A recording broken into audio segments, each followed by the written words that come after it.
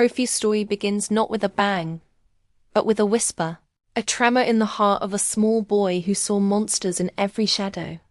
I remember him, a child who would jump at the crack of a twig, whose world was a tapestry of imagined fears. The rustle of leaves was a prowling beast, the creak of a floorboard a phantom's footstep. His nights were long vigils, spent huddled under thin blankets, his eyes wide in the dark, listening for things that weren't there. His mother, a woman with a smile as warm as the midday sun, would hold him close. "There's nothing to fear, my little Kofi," she'd murmur, her voice a gentle melody against the cacophony of his anxieties. "The world is big, but your heart is bigger." He tried to believe her. He wanted to be brave, to be the hero in the stories she told him. But fear has a way of sinking its roots deep, of twisting around a young heart until it feels like a permanent part of you. In the schoolyard, his timidity was a bright, flashing sign for others.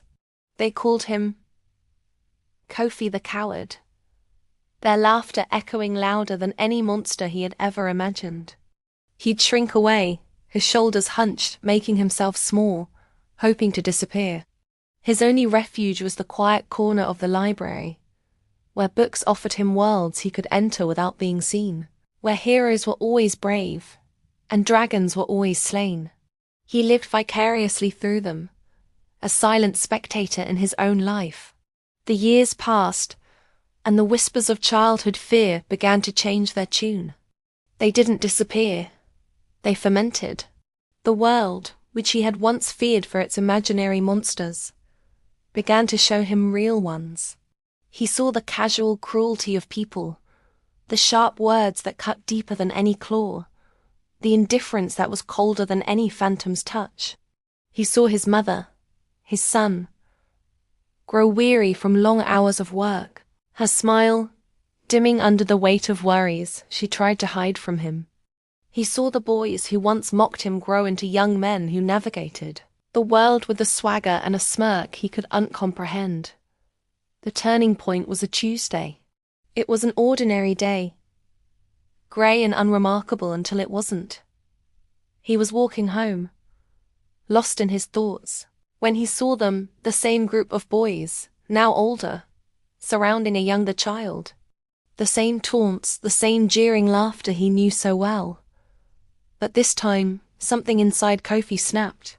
It wasn't a conscious decision, not a heroic choice. It was a raw, primal surge. The years of swallowed fear, of silent retreat, of feeling small and invisible erupted. He didn't shout. He didn't run. He walked forward, his steps heavy and deliberate.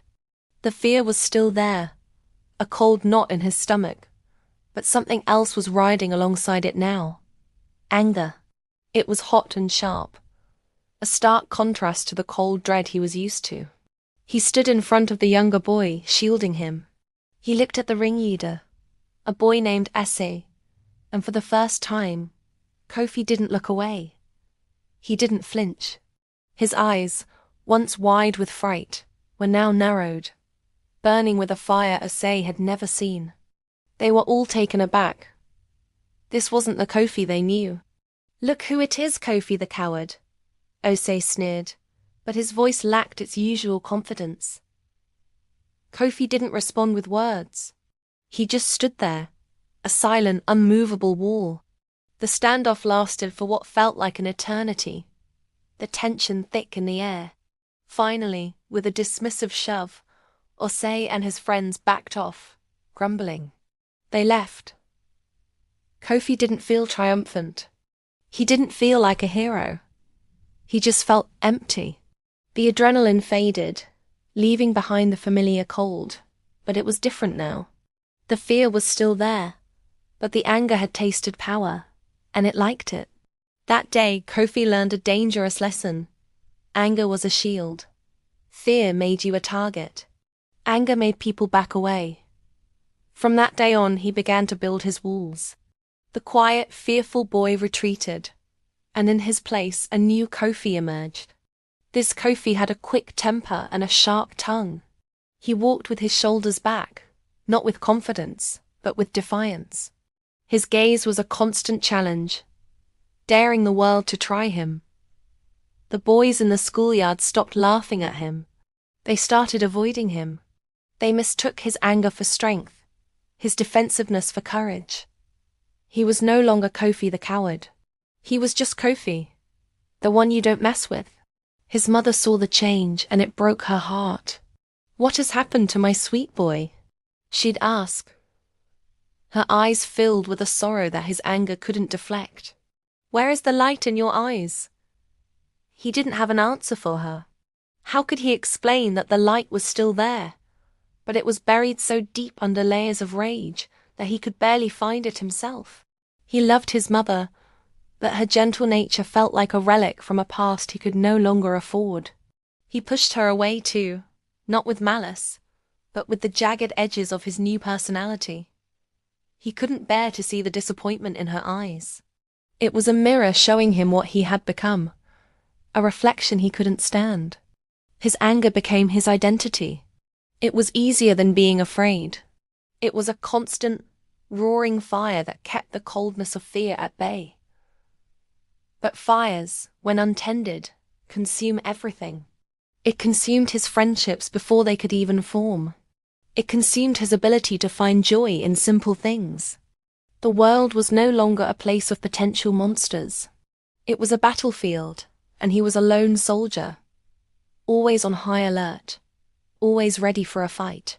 He mistook intimidation for respect, isolation for independence. He thought he was in control, but he was a slave to his own rage. It dictated his reactions, colored his perceptions, and built a fortress around his heart so thick that no one, not even himself, could get in. The fearful boy who saw monsters in the shadows had become a young man who saw enemies in every face.